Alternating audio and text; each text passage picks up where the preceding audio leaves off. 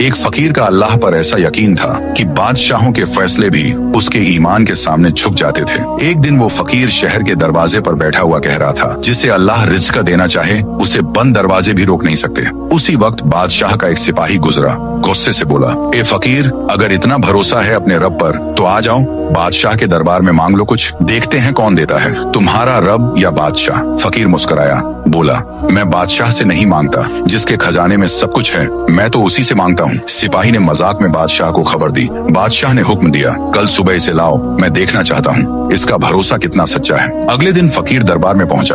बादशाह ने तंजिया लहजे में कहा, फकीर, सुना है तुम बादशाहों से कुछ नहीं मांगते, अच्छा बताओ आज क्या चाहिए। फकीर ने सर झुकाकर कहा, मुझे आपसे कुछ नहीं चाहिए, अल्लाह से मांगा है, वो चाहे तो आपके जरिए दे दे। बादशाह हंस पड़ा, मगर उसी लम्हे दरबार में एक कासिद आया, हाथ में चमकता हुआ तूमार। बादशाह ने खोला तो हैरान रह गया। बादशाह एक खुरासान का खत था, जिसमें लिखा था, इस फकीर को हमने अपनी जमीनों से सोना और अनाज भेज दिया है, क्योंकि कल रात ख्वाब में हुक्म हुआ कि मेरे बंदे का रिज़्क तुम्हारे हाथ से पहुंचाओ। बादशाह का चेहरा बदल गया, वो फकीर के कदमों में झुक गया और बोला, वाकई जिसका अल्लाह पर यकीन हो, दुनिया खुद उसके कदमों में आती है। जिसने लोगों से उम्मीद तोड़कर अल्लाह से जोड़ ली, उसे अल्लाह ऐसे रास्ते से नवाजता है जिसका वो खुद तसव्वुर भी नहीं कर सकता।